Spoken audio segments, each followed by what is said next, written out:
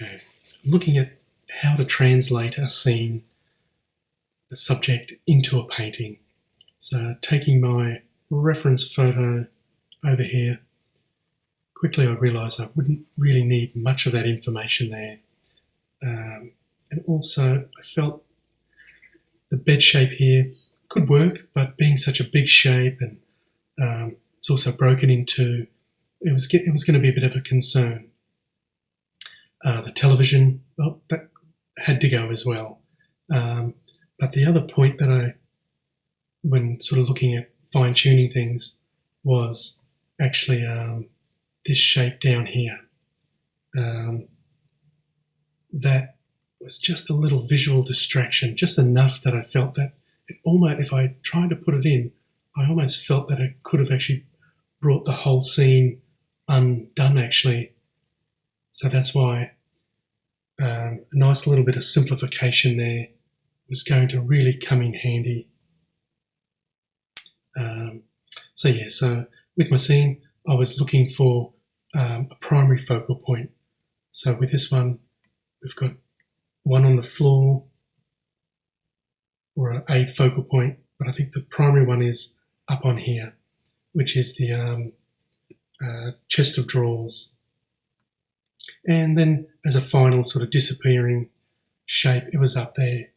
So if we take it into consideration of our golden mean, we'll just see how that matches up.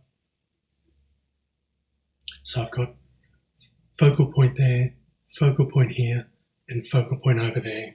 So that lines up fairly good. And probably the other, and probably one of the most important things to take into consideration is direction of light or a tonal plane. So quickly I was looking at all these shadow areas. This was quite an important little shadow in there as well. I extended that shape for the light. I was worried that it was going to be too much the same, three little shapes. So that's why, if in doubt, alter it.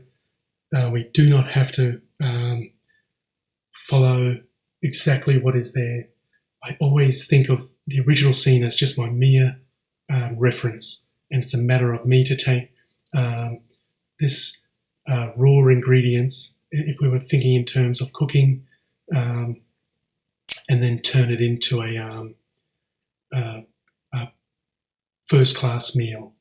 So with that said, I'll then move on to the next one. It's a very different scene. This is all about morning light, shadows coming through here on the water. So that's up in my top third. So once again, I always try and sort of think of a scene as what it would look like in my mind as a drawing first. So if I were to be painting this, I'd see what can I put on these axes for visual information, and most importantly, what do I need to leave out? So, it's not a bad grouping of figures, but I decided to leave that one out. Figure in behind there, they're a little too much on top of each other, and that one in the water. Felt it didn't really quite need it. So then when it came to the painting, one of the hardest things was to tie the left to the right.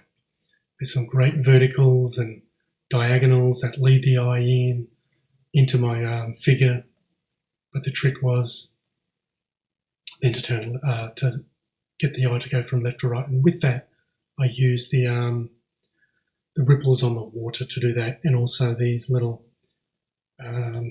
shapes on the decking here.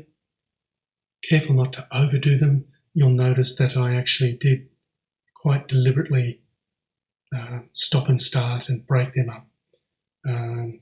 We don't need it to be an architectural rendering of the original scene.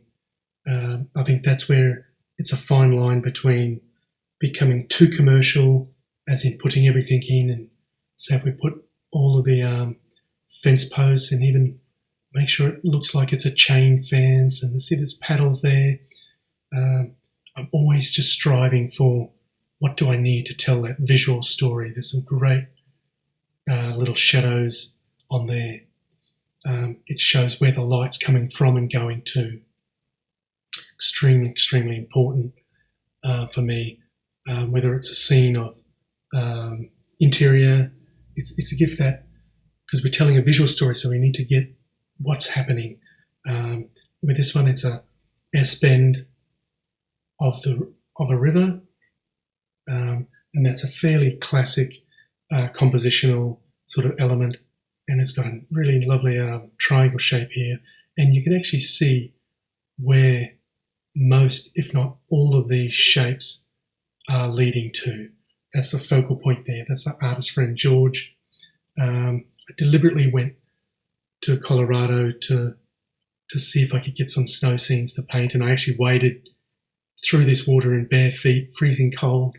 But it was only painted this from a photograph. We were heading back to Denver, but it was this passage here, that element there in that bottom 1/3. That's really what sort of, for me, set the painting up straight away. I had great darks straight away to work with. Have a look at the tonal contrast. We don't literally get that good of a tonal contrast so close together, smack bang in our focal point too often. The one element that I think really required some finessing was actually this middle distance. These marvellous little shadows here. It was another chance to get the feeling of light and where the light was coming from and going to. You can actually see Georgie's got his arm up above his face, blocking out the sun, so that almost is a bit of a... it's not quite backlit. I think it's just slightly coming from that directly backlit. It's coming from sort of the right-hand side and heading towards that direction. So we're looking at composition, tonal plan, primary focal point, secondary, and then tertiary, tying those three back in together as well. And then not overdoing it. It's very easy to put way too many shapes in there. This really ultimately just needs to be a backdrop with just a little bit of visual information, just to show that the leaves are growing in a vertical direction. Actually, the one thing I probably did improve the composition, that little line there just helps to bring the eye back into our focal point as well. So it's a really fun scene. That was a great trip. I do hope to get back to Colorado. We do have some snow scenes in Australia, and I've painted snow in New Zealand as well, and seen it in Italy. But it's so important to be able to find that scene and do a not so much truthful representation, but something that pleases yourself as an artist. As you can see with this last scene, this was a overcast day. The area that really did grab me first was the this area up in here. I really love those little shapes of the flowers up in there.